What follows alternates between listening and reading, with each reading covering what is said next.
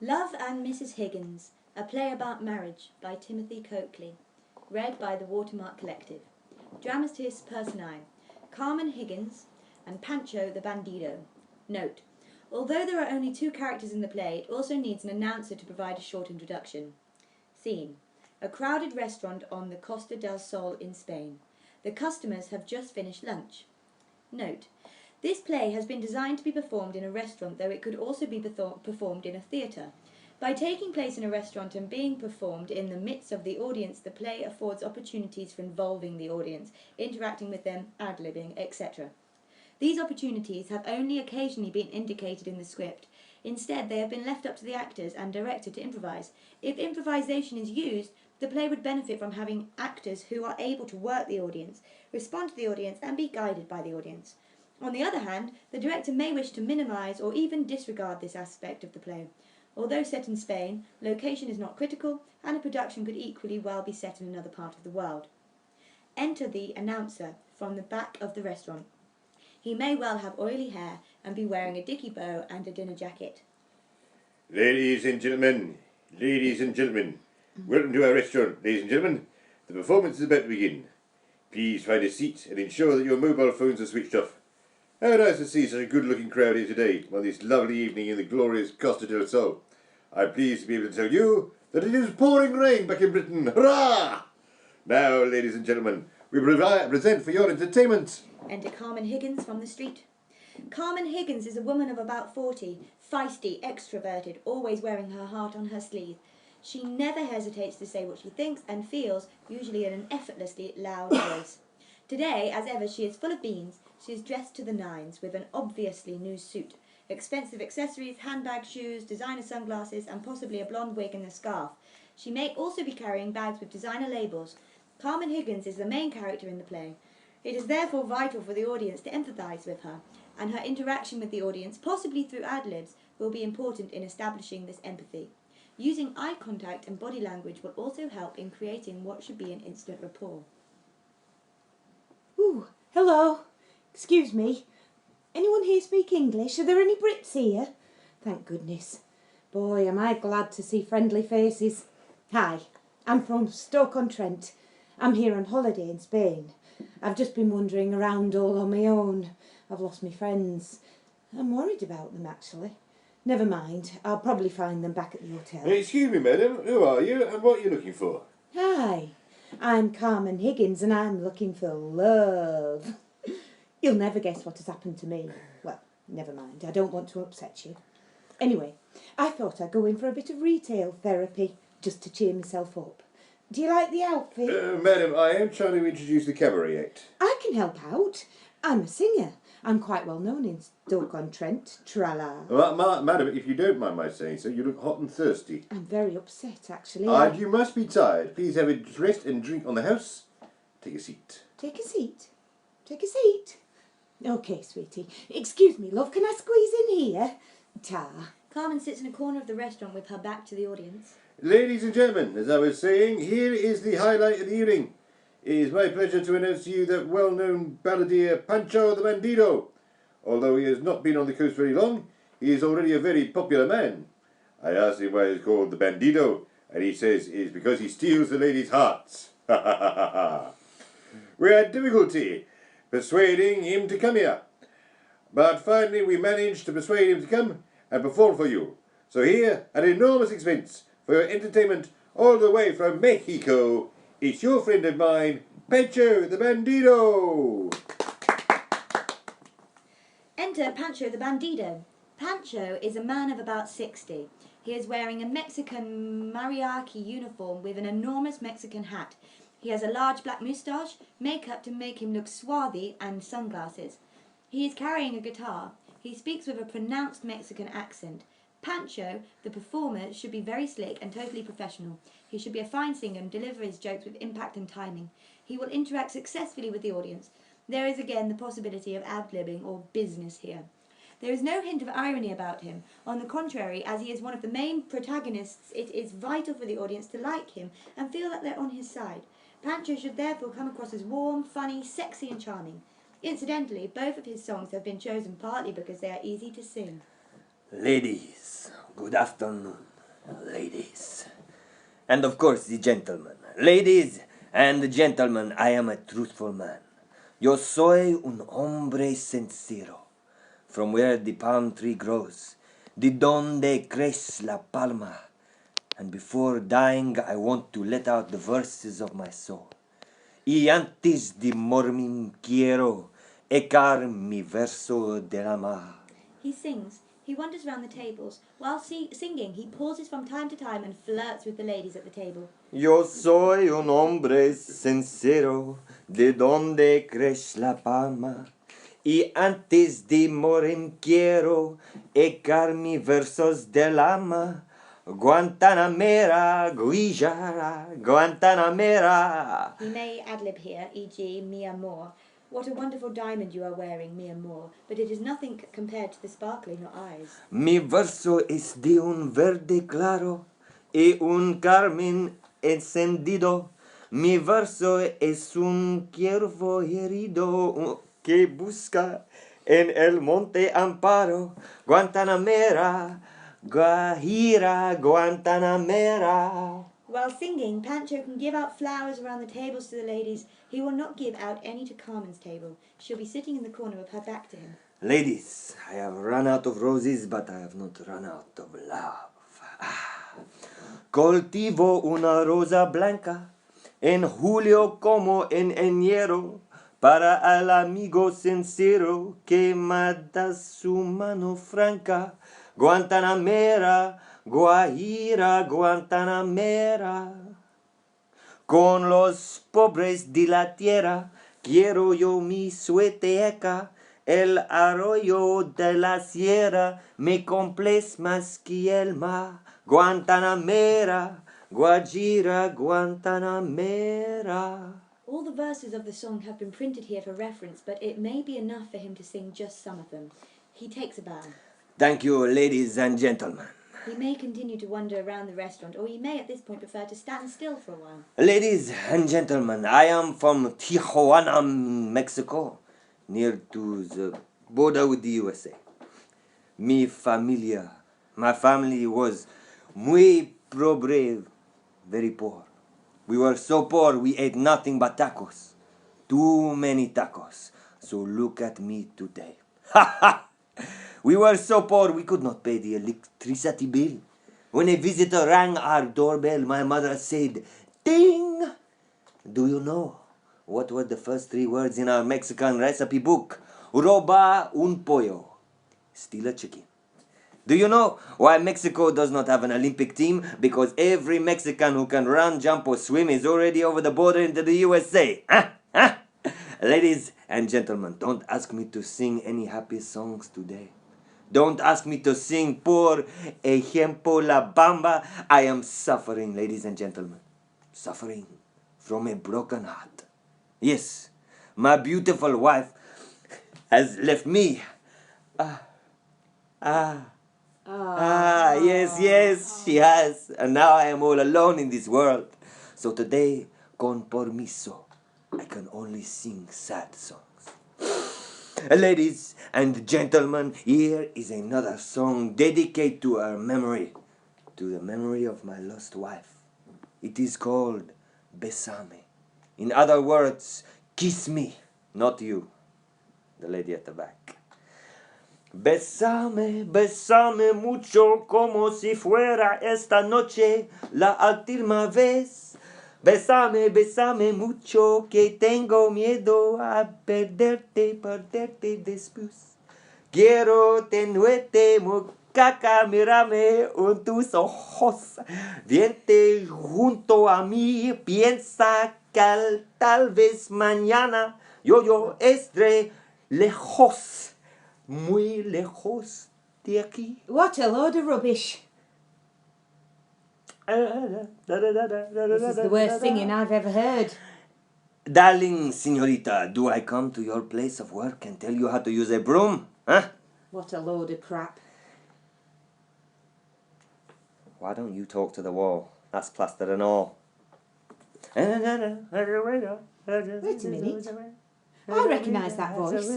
It can't be. It is. You're John Higgins. John Higgins from Stoke-on-Trent. ¿Qué? Since when was Stoke-on-Trent in Mexico? Por favor. The Stoke-on-the-Trent? And what's with the Mexican gear, John? Did you get lost on the way to a fancy dress party? Señorita, I cannot let you insult the costume of my country. Well, what a turn up for the books. Recently I've had a terrible problem in my life. The terrible problem is my husband walking out on me. So I come away to Spain for a few days. I walk into a restaurant and the terrible problem I'm trying to forget about is right here in front of my eyes. My own husband, John Higgins, in a funny hat, pretending to be a bloody Mexican. I am sorry, señorita. I don't know what you are talking about. I've never seen you before in my life. I am Pancho that Bandido. Pancho the Bandido? Yeah. Well, there is some truth in that. You're a bandido, all right. Lo siento, señorita. I am from Mexico, and these people are paying a lot of money to hear me sing. All my life I've only wanted one thing. Since my father left us when I was a child, all I have ever wanted was a stable relationship. Stability, stability, stability. But what I got were a string of failed flings with younger men. And then you plonker. I thought you were going to be different, but no. It was hard to recognise you in that clobber. You didn't hit all those bum notes when we used to sing together. Oh, is this John from the Higgins? It's you! You con man! What are you trying to kid? Lo siento, señorita. This is mistaken identity. You can't prove anything. I can prove it, actually. It's true. It is difficult to tell if it's you in that get-up. She moves behind him. But there is one sure way of knowing if it's you, John. She pulls out his trousers from behind. There it is! Holding his trousers open and looking down at the back at them triumphantly. There, that birthmark on your bottom. It's definitely you, John Higgins. She walks away. Do you mind? Woman, where's your dignity? His trousers slip down. Pancho's trousers can be held up by a pyjama cord which is tied in a bow knot at the back and which therefore easily comes undone. Where's yours? Pancho holds on to his mariachi trousers, which are now past his knees, possibly revealing larger boxer-style Union Jack underpants. For the moment he cuts a comic figure, not unlike Oliver Hardy. From now on he drops the act and is himself John Higgins. Well, they won't stay up anymore now. You always were a bit too forceful, Carmen. You've broken the string. At least I'm wearing decent pants. You've ruined the act. Carmen is now standing, whereas Pancho is sitting. This enables her to dominate proceedings for a while from this point on. The act was too corny for words. You might as well lose the hat as well. She pulls off his hat, revealing a watermark of makeup across the middle of his forehead. And goodness gracious me, you're covered in that dreadful fake tan stuff. Yuck. Ladies and gentlemen, allow me to introduce you to John Higgins from Stoke-on-Trent. My runaway husband. A complete fraud, ladies and gentlemen. He's about as Mexican as fish and chips. If I were you lot, I would ask for your money back. That's hardly fair. We were all having a good time. God, it's hard to find a good man these days. You know what I'm talking about, girls? Someone reliable, someone who will stick by you, someone to be there when you need him. Well, let me introduce you to Hopeless Higgins, winner of the Useless Husband Award for the year 2014. Well, that's a bit much. Shut up, Higgins. I'm doing the talking now. Okay. As ever, all mouth and no trousers. She may interact with the audience about here. Audience, yes, no, boo, hiss, murmur. I'm not putting up with this. I'm out of here. Is that what they taught you to do in the army? Run away? Okay, I'll stay. Well, John Higgins. What a load of porcupines you've been telling these nice people. Oh, poor me, my wife left me. Your wife never left you. You left her, you plonker. Have you forgotten? It was you that left me. You ran off with the barmaid at your local. Remember? Barmaid ran off with... Okay. You must still be with her, that barmaid. Lola. Lovely Lola. The rather well-built Lola. Is it coming back to you now? Okay. So what on earth were you trying to achieve here? Trying to get sympathy from these nice ladies? You can't fool us so easily, can you, girls? Okay. But I must give you credit for novelty.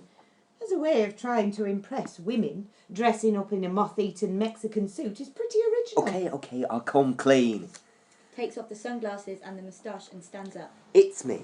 My real name is John Higgins. I'm sorry about this, ladies and gentlemen, but this is show business after all. Sorry. John Higgins as a person is rather different from Pancho the Bandido. Compared to Pancho, his manner is milder, more introverted and sensitive. Sorry? Sorry is what you bloody hell well ought to be. Look at you, standing up there like a turnip, dressed up like a superannuated cowboy, churning out those schmaltzy songs. No woman in 2014 falls for that kind of rubbish anymore. What do you take us for? We can see insincerity coming a mile off, can't we, girls? And as for those appallingly unfunny Mexican jokes, where did you get them from? Off the back of a crisp packet? Chili flavour, was it? The audience were enjoying it till you turned up and spoiled the fun. Weren't we, ladies and gentlemen, eh? Oh, come on, lads, give us a bit of support here. Here they start an argument about their marriage. This takes up the central part of the play. In this argument, Carmen, on the whole, is louder and more dominant and scores more points than John. The argument, which may, for the most part, be fast, furious and loud, can involve members of the audience, ad-libs, asides, and will involve a lot of the two actors moving around the tables in the midst of the audience, standing up, sitting down, appealing for support from members of the audience, gesticulating, banging on tables, as necessary. Support? Support? You need support, all right. You can't even support your own trousers. Dickhead. Nagger. Mr Grumpy. Backseat driver. Big useless lump. Thank God we no longer live in the same country is all I can say. Who would want to live in the same country as you? John. John, how could you? How could you? You made a total fool of me. In public. What do you think you're doing to me right now? All our lives, we women look for one decent man. One decent man. And what do we get to end up with? Tools like this. How did you get on then after you left me, babes? Stood on your own 2 feet, did you? Brave soldier. Of course I stood on my own feet. As you know I can. The change was good, actually. It was a relief to get some peace and quiet and to get away from being told off all the time. It was a relief for me to get away from you. Of course, at first it was a shock. Took a bit of getting used to. Doreen from next door came round. I thought you didn't like her. She was very supportive, actually. We talked it through. She let me have a good cry. We agreed you weren't worth it. Then I tidied up the house, pulled myself together and got on with my life. Well, bully for you. It was lovely being on my own for a change, having my own space, not having to put up with Mr Grumpy. I'm not Mr Grumpy. Then when I realised you were not coming back, I had a good clear out. I gave away that horrible, smelly pipe of yours. My pipe? That nice hippie over the road said he had a use for it. My pipe? And I threw out those old slippers of yours. They were my comfy ones. If I hadn't have thrown them out, they would have walked out on their own. And then I threw out your collection of football magazines. I spent years collecting them. They were only attracting the dust anyway. And I gave you suit to a charity shop. My suit? Well, actually, I offered it to them, but they didn't want it. They said that style went out with the ark. Well, that's a relief. So I gave them your computer instead. What? No need to be upset. It's gone to help underprivileged babies. Otherwise, I would have put it in the dustbin with the rest. The rest? The house looks a lot better now without your stuff all over the place. You were never the one to tidy up. I did sometimes. And I could never send you to the supermarket on your own. Do you remember that time I sent you there to get something for our supper? You walked up to that poor girl in the supermarket and said, "Give me a quiche." Well, we try not to talk about that. She did not seem unwilling. She's probably still having therapy. If anyone needed therapy, it was you. You took a lot of understanding. And there were times when you were impossible to live with. Quite impossible. Impossible or not, it does not matter now. I have met someone else. I see. Who is he? Actually, his name is Geoffrey. He's a personal trainer. He is young and ambitious. Everything which I'm not, in other words. How did you meet him? Well, after you left, I thought I'd better get myself in shape, lose a bit of weight and all that. And Geoffrey was my personal trainer. Personal trainer? Personal training is a growth industry, and it brought Geoffrey and me together. Is it serious? You might say that. We're getting married in 2 days. After all, you and I never went through an official ceremony. 2 days? The reason I am in Spain is for my hen party. That's what people do these days when they're going to get married. They nip off abroad and get plastered. Where's the hen party then? I lost them an hour ago in one of the bars along the road there.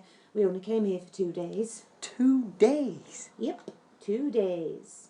Actually, Jeffrey and I got engaged after only 2 days. 2 days? It's starting to sound like a CD with a hole in it. 2 days? He is not the type who's usually on my social radar, but we just clicked. Well, bully for you. Me and the girls are having the hen party in Sinatra's in Puerto Banús tonight and flying back to England tomorrow. The wedding is on Saturday. Well, I wish you both every happiness. Jeffrey is very sexy and very passionate. He can sweep me off my feet, literally. And, of course, he is very fit. Know what I mean, girls? Well, Lola's into bodybuilding. Not that she needs it, if you know what I mean, lads. Jeffrey buys me the most expensive brand of makeup. Lola doesn't need makeup. She's naturally gorgeous. Well, Jeffrey is extremely good looking. He could easily be a model. Well, Lola could easily be a supermodel. Jeffrey's going to set up on his own personal training business. Lola wants to have her own bistro. Jeffrey expects to become seriously rich. Rich? That reminds me. Do you remember when we had that win on the premium bonds? Yes. I wanted a new kitchen and you wanted to spend it on a holiday in Florida. There's nothing wrong with the old kitchen. And you enjoyed the holiday in Florida. There you were, dressed like a teenager in your miniskirt. There you were, the stallion with the medallion. I will have you know, I'm still a fine figure of a man. He is now in his vest and pants. He's taken off his jacket. He takes a bow and interacts with the audience. He sits down again. Yes. Maybe. At least he stopped dyeing the hair. But you ought to go to the gym a bit more often. God, it's hot in here. She takes off her jacket. And you ought to get that muck off your face. She produces a handkerchief and attentively rubs off his makeup. We women have to work with the material we're given. God help us. Heaven alone knows how hard I tried, but what is a girl to do? You're not such a bad-looking chap on the quiet. That's better. Higgins takes the handkerchief and dabs at her face. You ought to lose your makeup too. I ought to take off my mask, you mean? Ow! There. It's already an improvement. Ouch! You are too rough. Give me that handkerchief. Well, Carmen, you haven't changed a bit. You can never let anybody else be in charge. You were always bossy. Whatever I was doing, you were always terrible backseat driver. Well, you were a terrible front seat driver. Talking about cars here, woman. I'm talking about life. I couldn't do anything without running commentary. It was like being on TV all the time. You were so sweet when we first met. It was later you became bossy. It started when you organised our wedding, or should I say, the alternative ceremony we decided to have instead. I should have guessed. You had our wedding planned like a military operation. Everyone had a piece of paper telling them what to do. All the wedding guests were told in writing where to stand and what to say. I mean, you even gave a piece of paper to me. Do you remember what it said? There were only 2 words on it. And they were? Turn up. Well, I had to be sure. You'd forget your head if it wasn't screwed on. You still took my name. You still wanted to be Mrs Higgins. Well, I'm only a little bit alternative. Do you know you slurp when you're drinking your coffee? I do not. I used to sit there thinking, here comes a tsunami. And after you've slurped your coffee, you grunt. I do not. What rubbish. Do you know you snore? Me? I do not. You snored almost every night. You never told me. There are lots of things I never told you. Was it loud? Was it loud? The next door neighbours kept asking me if I had a fault with the central heating. How did you put up with it? I didn't. I rolled you over onto your side. That seemed to cure it. I never realised. You never realised a lot of things. What happened to us, Carmen? I think we just drifted apart. We stopped going out together. We never laughed together. Let's face it, we stopped talking. Except for discussing electricity bills. There was no real communication. We hardly touched anymore. Wouldn't have minded a bit more of, you know. You weren't very clever there. About how to go about it, I mean. I'm not talking about flowers or chocolates or any of those romantic cliches. But the occasional kind thought would have gone a long way. Or even your sense of humour. But you always guessed the punchlines of me I jokes. could see them coming a mile off. Well, you could have pretended. I got fed up with pretending. Do you remember where we first met? In the Sky Bar of the Grosvenor Hotel, wasn't it? Oh, yes. He had been attending an ex-army officer's function and I had popped in to see if the hotel wanted a cabaret singer. That's right. She must have been impressed when she saw me. Not exactly. When I saw her walking in, the whole room lit up. I was thinking to myself, I haven't got a chance here, but eventually she let me buy her a drink. Little did he know, I liked older men. But then he talked about himself for the rest of the evening, how he wanted to pursue a career in music, how he had brilliant ideas for songs in his head, enough for 5 number ones in the ballads chart. I said that. Did I say that? And after that he was going to be a record producer and make even more money. Ironical to think of it now. He ended up singing on the pub circuit in Stoke-on-Trent. So what? We both did. It was okay. It wasn't so bad. Anyway, she showed off as well. She said she'd been described as having the sexiest singing voice of her generation. Well, that's what my mother told me. And that she was auditioning for a West End musical and she was sure to get the part. I was robbed. And as it turned out, Elaine Page was crap. But anyway, at the end of our conversation, I do not think either of us thought we had much in common. I quite liked his twinkly eyes and his dark brown voice, but I never did like show-offs. So we decided to go our separate ways and headed for the lift. Yes, I remember. We got into the lift saying things like, nice to have met you and enjoy the rest of the evening and stuff like that. And then halfway down the lift, stopped between floors, it broken down. And there we were, 2 strangers stuck together in a confined space. So I suppose while waiting for it to be fixed, we just had to make conversation. So I finally got round to asking her name. And I said he'd have to guess. He said, give us a clue. I said I was named after a famous opera. And he said, I know, you're Mary Poppins. Then I told him that my father was an opera singer and had given me the name Carmen after the opera. How he used to call me his little bombshell. And how when he walked out on The Family when I was only 7, that had been the most devastating event of my life, and that I'd never ever got over it. How he had been touring Wales and he and his leading lady had fallen for each other and gone off together. I heard she liked his Rigoletto. I inherited my singing from him. Even as a small child I used to sing in the bath. And my mother used to call out, what's this? Opera by B-Day? I remember. Then singing became the whole aim of my life. I thought if I learned to sing sweetly enough, Father would come back to listen to me. But he never reappeared. I know. I remember. And he confessed he sometimes got scared in lifts and had often been felt scared in the army. And I started to see him more as a real person and not just a show-off. Maybe someone who could do with a bit of looking after. Then we talked some more, and he quoted some poetry at me. I can't remember. What was it? It was 2 lines from John Milton. With thee conversing I forget all time, all seasons and their change, all please alike. That was clever of me for once. And I began to see there might be other sides to him. Good sides as well as bad, I hope. So, then a week later we went on our first date. It was so romantic. It was a romantic football match in the pouring rain. Well, the good thing about it was that the Arsenal won. The only good thing about it was him protecting me with his umbrella. On our second date, we went... He was lucky to get a second date. We went 10-pin bowling. I hope he won't give me that old chestnut about him bowling me over. I wasn't bowled over, actually. But we did discover we had things in common, especially music. On our third date, we went to the cinema. The Roxy, that old flea pit. He steered me straight to the back seats. And later, as we were just getting to know each other, this usherette came round. She was holding aloft this bra she'd found on the floor. She said, is this yours? And she said... No, it's not mine. Mine's in my handbag. The marriage wasn't all bad, though. I mean, we were pretty compatible in bed, weren't we? Yeah, I suppose we were. Do you remember that night on holiday in Florida? When the earth moved. And the next day, when we brought a paper, we found out there had been a real earthquake. It was pretty high on the Richter scale, whatever it was. Good old sex, eh? And if we're talking about sex, what about Lola? That bosomy barmaid. The one you ran off with, remember? Presume you're still together. The wonderful Lola. Sex on legs Lola. Whenever we were in that pub, all you could do was gawp at her. Don't think I didn't notice. How does she compare to me then? You know what I mean? I never found out. What? Only lasted 2 days. 2 days? All she was after was my passport. She was really an illegal immigrant from Brazil. She wanted a wedding with me so she could get a passport to stay in the UK. It was a passport first, hanky-panky afterwards. No passport, no hanky-panky. So that was the end of it before it even got going. 2 days. Where is she now then? Where has she wobbled off to? Dunno. Back to Brazil, I think. Unless she's found another sucker. 2 days? That was 3 months ago. 3.5, actually. 2 days.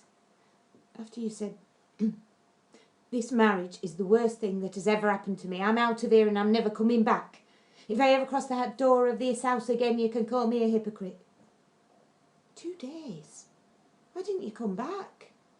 Well, after I'd said, this marriage is the worst thing that's ever happened to me, I'm out of here and I'm never coming back. If I ever cross this door of this house again, you can call me a hypocrite. I couldn't, could I? So you did what all criminals on the run do. You put on a false moustache and crossed the channel. Yes, I did. I had to. I didn't know what else to do. How do you think that made me feel? I was terrified of being abandoned again. So I ran to the first man that would have me, just like I'd run from a man to man in the past. First man that would have you. Who was that? Geoffrey. Geoffrey, the personal trainer. He is a very good A person. good person. And very interesting. An interesting personal trainer. He likes heavy metal. Heavy metal. He has tattoos. Tattoos. We were getting married on Saturday. Were. Yes. Were. Nothing to do with you, of course. I've realised now I cannot keep running from man to man. I felt so lost, so desperate. I needed somebody, anybody.